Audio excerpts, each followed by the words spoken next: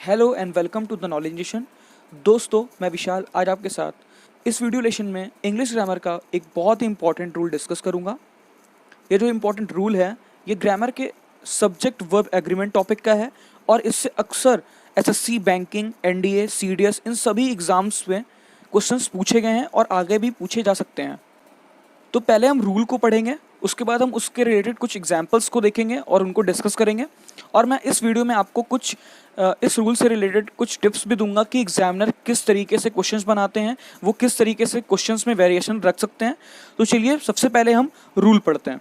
तो रूल क्या है, जब दो subject as well as, with, along with, together with, and not, in addition to, but, besides, except, rather than, accompanied by, like, unlike, no less than, nothing but, governed by, led by, run by, more than one, यदि दो subject in सभी phrases से जोड़ते हैं, अगर हम किसी sentence में दो सब्जेक्ट को इन सभी फ्रेजेस से जोड़ते हैं तो जो वर्ब होती है वो हमारे पहले सब्जेक्ट के अकॉर्डिंग यूज होती है।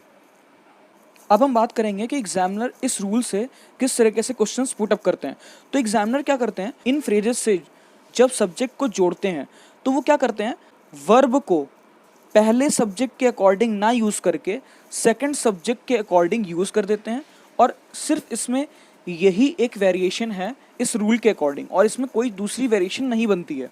ठीक है, तो आपको करना क्या है, आपको सिर्फ सेंटेंस में अगर कभी भी ये फ्रेजेस दो सब्जेक्ट को कनेक्ट करते हुए दिखेंगे तो आपको डायरेक्टली ये चेक करना है कि उस सेंटेंस में जो वर्ब है वो वर्ब फर्स्ट सब्जेक्ट के अकॉर्डिंग यूज़ हुई है या नहीं।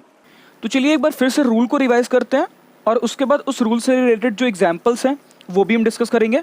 तो देखिए रूल क्या कहता है, जब दो सब्जेक्ट को as well as, with, along with, together with, and not, in addition to, but, besides, except, rather than, accompanied by, like, unlike, no less than, nothing but, governed by, led by, run by, more than, ये जितने phrases लिखे हुए हैं, ये कोई भी phrase जब दो सब्जेक्ट को कनेक्ट करता है, जोड़ता है, तो जो सेंटेंस में वर्ब होती है वो पहले सब्जेक्ट के अकॉर्डिंग यूज होती है। ठीक है, तो अब देखिए मैं यहाँ पे बोल रहा हूँ कि वर्ब का पहले सब्जेक्ट के अकॉर्डिंग यूज होना।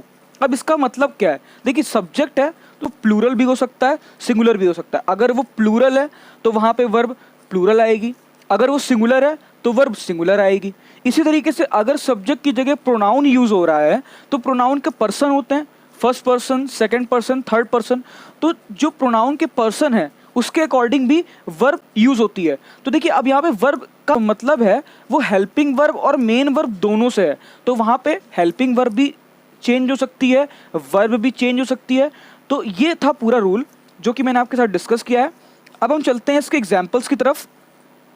तो देखिए ये पहला एग्जाम्पल है, Rakesh along with his friends are protesting against new policy। तो देखिए ये इनकरेक्ट सेंटेंस है। अब हम देखते हैं कि यहाँ पे गलती क्या है। तो देखिए यहाँ पे देखिए राकेश जो है ये हमारा पहला सब्जेक्ट है, हिज फ्रेंड्स जो है यहाँ पर हमारा दूसरा सब्जेक्ट है, प्रोटेस्टिंग यहाँ पे मेन वर्ब है और आर हमारे यहाँ पे हेल्पिंग वर्ब है। तो देखिए along with आ गया, हमें सेंटेंस में क्या दिख गया, along with। तो जब along with दो सब्जेक्ट को कनेक्ट करता है तो वहाँ सेंटेंस में वर्ब है वो फर्स्ट सब्जेक्ट के अकॉर्डिंग यूज होगी। तो जब राकेश आ गया है तो हेल्पिंग वर्ब यहाँ पे आर नहीं होगी, यहाँ पे क्या होगी, इज होगी। तो यहाँ पे राइट सेंटेंस क्या हो गया, Rakesh along with his friends is protesting against new policy। अब चलिए हम दूसरे सेंटेंस की तरफ बढ़ते हैं। तो देखिए दूसरा सेंटेंस यहाँ पे क्या लिखा हुआ है, my friends as well as my brother has some misunderstanding towards me। तो देखिए ये सेंटेंस इनकरेक्ट है। तो पहले हम ये देखेंगे कि यहाँ पे पहला सब्जेक्ट जो है वो माई फ्रेंड्स है, सेकंड सब्जेक्ट यहाँ पे माई ब्रदर है और वो कनेक्ट किससे हो रहा है, एज वेल एज से। तो यहाँ पे जो सेंटेंस में जैसे ही आपको एज वेल एज दिख जाता है तो आपको समझ जाना है कि जो यहाँ पे सेंटेंस में वर्ब आनी है या फिर हेल्पिंग वर्ब आनी है, वो जो वर्ब होगी या हेल्पिंग वर्ब होगी वो फर्स्ट सब्जेक्ट के अकॉर्डिंग ही होगी, फर्स्ट सब्जेक्ट के अकॉर्डिंग होगी। तो देखिए यहाँ पे आप देख रहे हैं कि यहाँ पे हैज़ का यूज़ हुआ है। ठीक है, तो यहाँ पे हैज़ ना हो करके यहाँ पे माई फ्रेंड्स के अकॉर्डिंग प्लूरल वर्ब लगेगी, तो यहाँ पे क्या हो जाएगा, हैव हो जाएगा।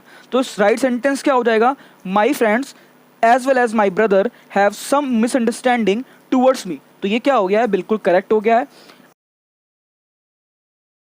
अगर आपको ये वीडियो अच्छी लगी हो तो इसे लाइक कीजिए, कमेंट कीजिए और अपने दोस्तों के साथ शेयर कीजिए। Thank you.